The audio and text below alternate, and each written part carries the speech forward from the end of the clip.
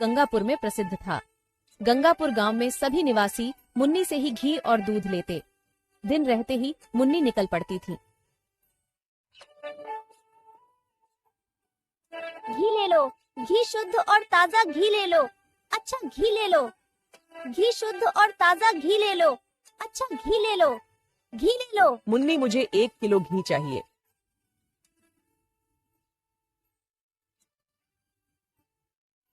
ये लीजिए काकी जी। गांव के रास्ते पर मुन्नी घूम घूम कर घी और दूध बेचती थी। बस ऐसे ही गांव की गली गली घूमकर मुन्नी का दिन कट जाता था। मुन्नी की तरक्की देखकर उसकी पड़ोसन रूपवती को बहुत जलन होती थी। रूपवती ने विचार किया कि वो भी मुन्नी की तरह व्यापार करके पैसे कमाए। अरे हमारे पास भी तो एक गाय है, मैं भी मुन्नी की तरह घी दूध का व्यापार कर सकती हूँ। मगर मुन्नी का घी पूरे गांव में प्रसिद्ध है, तो फिर मेरा घी कौन खरीदेगा? हाँ, मगर एक सुझाव है मेरे पास, जिसे मुन्नी के सभी ग्राहक मुन्नी को छोड़कर मुझसे घी दूध लेंगे। मैं मुन्नी के घी के भाव से आधे भाव में लोगों को घी बेचूंगी। शुरुआत में घी एकदम शुद्ध बनाऊंगी। जैसे ही मुन्नी का घी दूध का व्यापार बंद हो जाएगा, वैसे ही मैं घी में मिलावट करना शुरू करूंगी। यहाँ सोचकर रूपवती ने घी का व्यापार शुरू किया।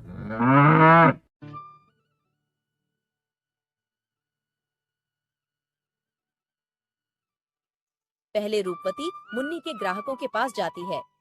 अरे रूपा काकी, घी ले लो, एकदम शुद्ध घी है, एकदम शुद्ध घी है।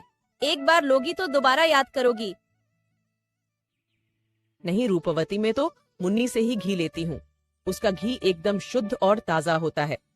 मैं क्या आपको खराब घी दूंगी क्या? मेरा घी तो मुन्नी के घी से भी अच्छा है। मुन्नी के घी से आधे दाम में है। आधे भाव में? अरे काकी, आप इतना घी लेने में सोच क्यों रही हो? पहले आप घी ले लो, घी अच्छा लगे तो घी के पैसे देना। ठीक है, अब इतना कह रही हो तो दे दो। काकी खूब खुश हो गई और काकी को रूपवती का घी बहुत पसंद आया। और फिर काकी ने यह बात पूरी गांव को बताई कि मुन्नी एक ठग है।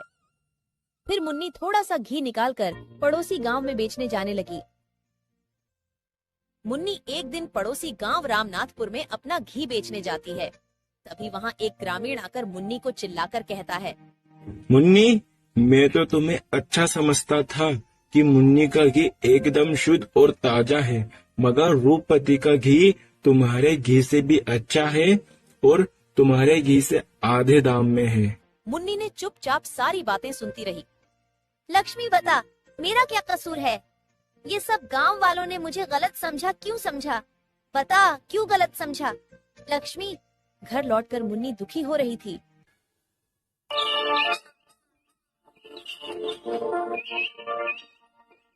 रूपवती की खुशी का कोई ठिकाना नहीं था। उसकी बिक्री और अधिक बढ़ चुकी थी।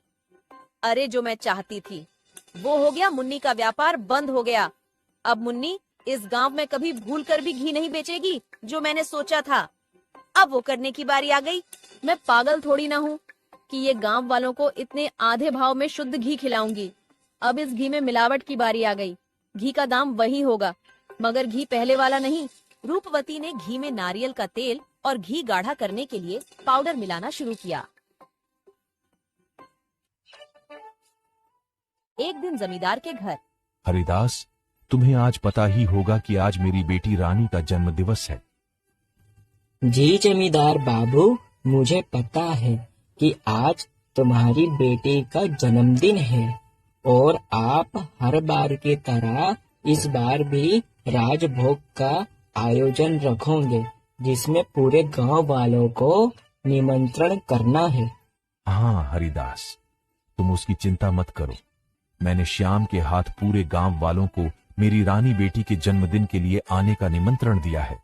तुम्हें पता ही होगा कि मेरी रानी बेटी को शुद्ध घी के बने लड्डू कितने पसंद हैं। हाँ, तो तुम वो घी लेकर लड्डू बनाने के लिए वो मुन्नी से घी लेकर हलवाई को दे दो। अरे जमींदार बाबू, वो मुन्नी तो एक नंबर की ठग है। उसने पूरे गांव वालों को अच्छे से बुद्धू बनाया है।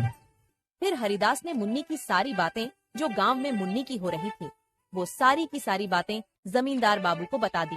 अरे जमींदार बाबू, आजकल वो रूपवती भी घी बेच रही है रूपवती का घी शुद्ध और ताजा होने के साथ साथ मुन्नी के घी से आधे दाम में बेचती है।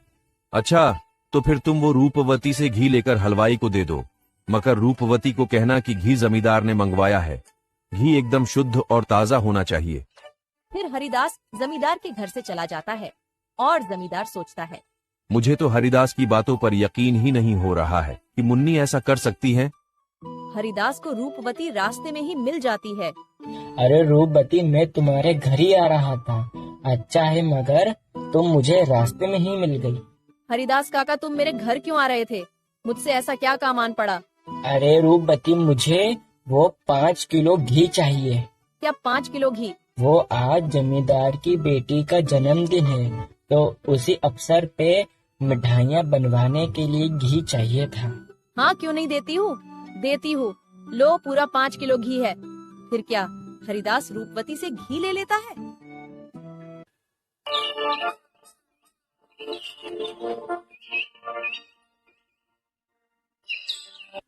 फिर वो घी से बनी मिठाई खाने के बाद जमींदार और जमींदार का पूरा परिवार, यहाँ तक जमींदार की बेटी भी बीमार पड़ गई। फिर जमींदार ने हरिया को तुरंत ही अपने महल में बुलाया। हरिदास, तुम वो घी कहाँ से लेकर आए थे? वो घी के लड्डू जिसने खाया है वो सभी बीमार हो गए, यहाँ तक मेरी बेटी के पेट में दर्द है। मैं सच कह रहा हूँ जमींदार बाबू, वो घी मैं रूपवती के पास से ही लेकर आया था। मैं सच कह रहा हूँ जमींदार बाबू। पहले तुम कह रहे थे कि रूपवती का घी एकदम शुद्ध है, तो अब क्या हुआ उसका घी शुद्ध है? तो फिर ये सब क्या है? लोग वो मिठाइयाँ खाकर बीमार कैसे पड़ गए, बोलो। जमींदार बाबू, मैं कुछ नहीं जानता हूँ। अगर मेरी बेटी को कुछ हो जाता है तो मैं तुम्हें और तुम्हारी वो घी वाली को नहीं छोड़ूंगा। जमींदार का गुस्सा देखकर हरिदास वहाँ से निकलता है और हरिदास सीधे रूपवती के घर की ओर चल देता है।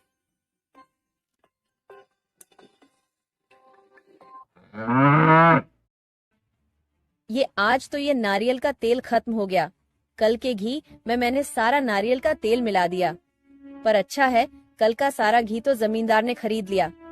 आज नारियल का तेल बाजार से लाती हूँ, उसके बाद घी बेचूंगी। रूपवती की सारी बातें बाहर खिड़की से जागते हुए हरिदास सुन लेता है। छी छी छी, रूपवती, तुम इतनी नीचे गिर जाओगी, ये तो मैंने कभी सोचा नहीं कि तुम खानों की चीजों में मिलावट करोगी। तुम्हारे घी खाकर गांव के सभी लोग, यहाँ तक जमींदार की बेटी भी बीमार पड़ गई। छी छी, चलो चलो चलो जमींदार के घर चलो। फिर जो हरिदास ने सुना वह सारी बातें हरिदास जमींदार को बताता है। फिर जमींदार कहता है, रूपवती, तुम औरत होकर जरा सी भी शर्म नहीं है। तुम्हें तरस नहीं आया अगर मेरी बेटी को कुछ हो जाता तो? और तुम बेचारी मुन्नी को भी पूरे गांव में बदनाम कर दिया। ऐसा कोई करता है क्या? ऐसा कोई है जो दूसरे के पेट पर लात मारकर सुखी रह पाया है? तुम औरत जात हो, वरना मैं तुम्हें पुलिस के हवाले कर देता। मुझे माफ कर दो जमींदार बाबू, मुझसे बहुत बड़ी भूल हो गई है। मैं बहुत लालची हो गई थी।